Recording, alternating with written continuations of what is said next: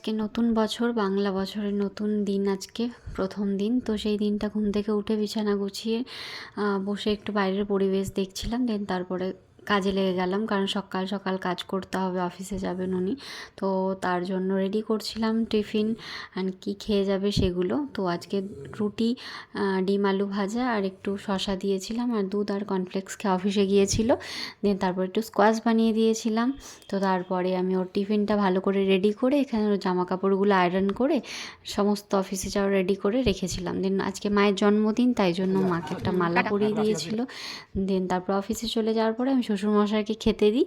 আর আজকে পয়লা বৈশাখের জন্য স্পেশাল তো কিছু করতেই হবে, তো তাই জন্য আজকে মাছ নিয়েছিলাম, তো সেইটা দিয়ে দই কাতলা করেছিলাম। ফার্স্ট টাইম ট্রাই করেছিলাম দই কাতলা, বাট আমার শ্বশুরমশাই খেয়ে বলেছে সুন্দর হয়েছে, সবাই খেয়েছে।